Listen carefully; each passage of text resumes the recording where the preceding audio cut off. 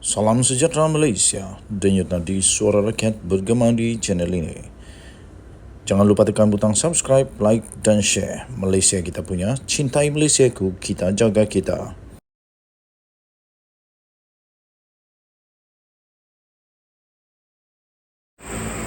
Salam sejahtera Malaysia, denyut nadi suara rakyat bergema di channel ini.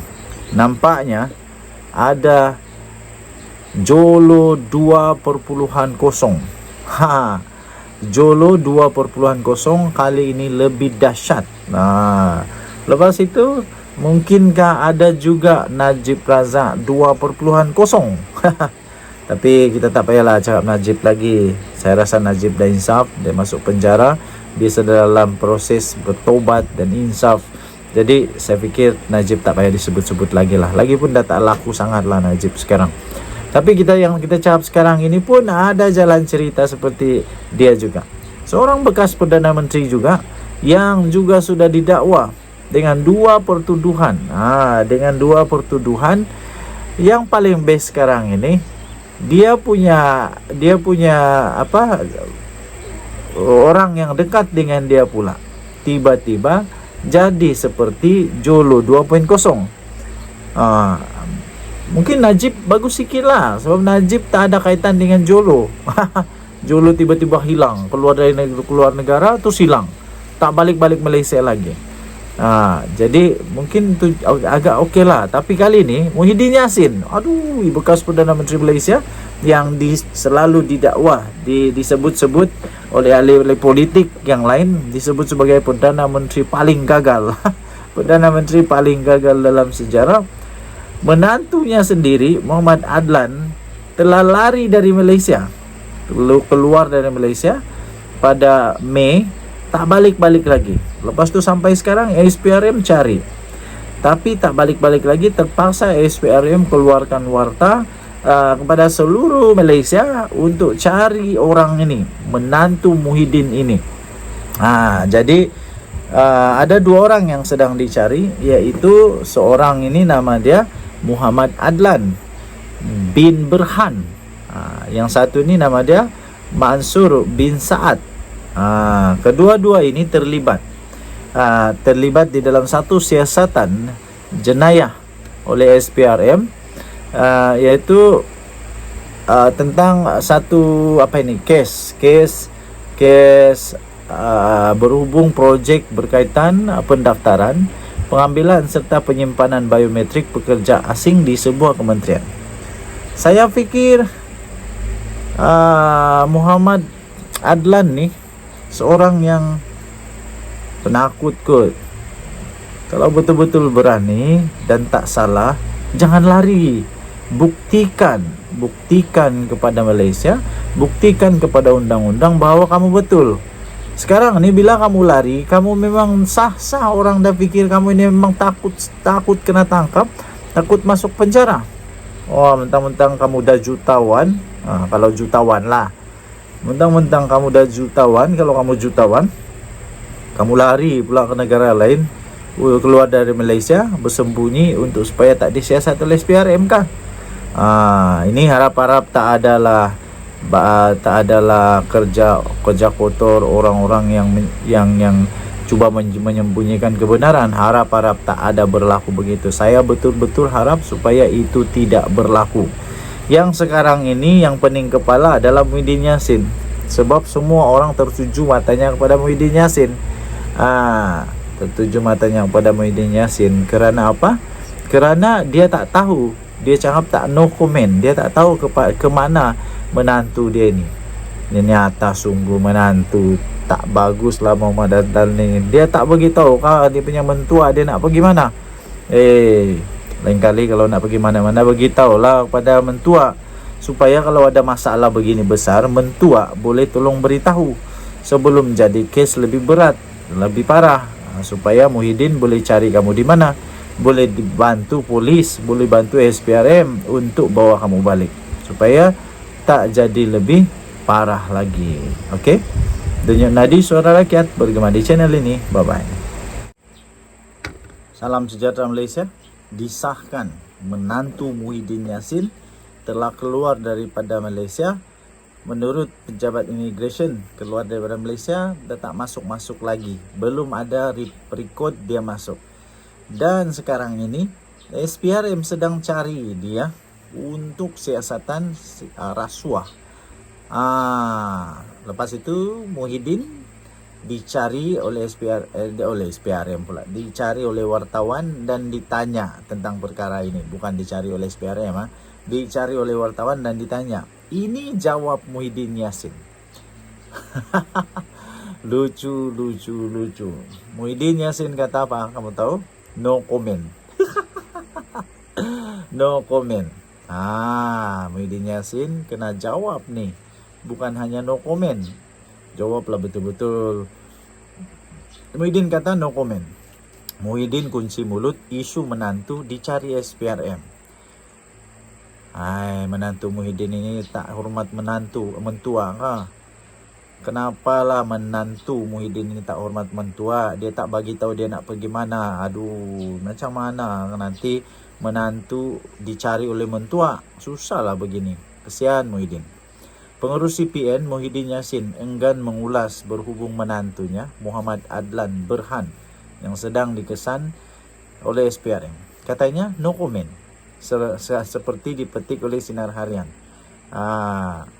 Saya fikir pemberita silap tanya Muhyiddin lah. Muhyiddin ini kalau dia kena tanya atau dia nak buat kenyataan media, dia mesti ada skrip.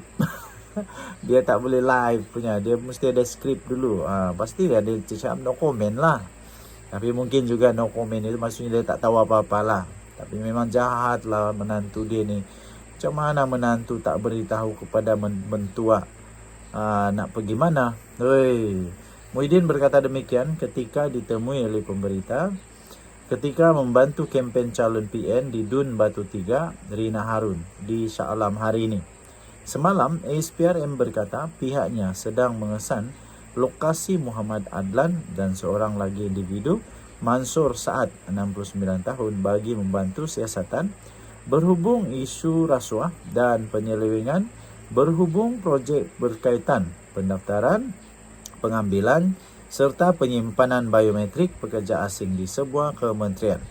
Pelbagai usaha telah dilakukan oleh SPRM termasuklah berhubung terus dengan kedua-dua penama dan peguam masing-masing. Namun mereka masih gagal menghadirkan diri ke pejabat SPRM. Ini yang syok nih. Hasil semakan oleh SPRM dengan Jabatan Imigresen Malaysia, kedua-dua penama berkenaan disahkan telah meninggalkan Malaysia masing-masing 17 Mei dan 21 Mei 2023. Serta dan didapati tiada rekod masuk kembali ke negara ini. Itu kata SPRM dalam kenyataan. Mereka akhirnya sekarang ini sudah jadi orang yang diburu. Pada Februari lalu, Muhyiddin menafikan sebarang penglibatan ketika dia menjadi Perdana Menteri dalam memberikan kontrak yang didakwa ada kaitan dengan Muhammad Adlan. Habis. Saya sebagai Perdana Menteri pada masa itu sama sekali tidak terlibat dalam proses penganugerahan kontrak NIISC dan Iris Corporation Berhad yang dijalankan secara tender terbuka. Itu kata Muhyiddin pada 9 Februari. Dia juga berkata tiada ahli keluarganya mempunyai hubungan dengan Iris Corporation Berhad, sama ada sebagai pengarah syarikat atau pemegang saham. Alih-alih ada menantu pula yang terlibat dalam kes ini. Tapi mungkin tak adalah dia punya tak ada dia punya jawatan ke saham ke kepentingan dalam syarikat, tapi mungkin dia terlibat dengan rasuah. Yang itu yang mau disiasat oleh SPRM.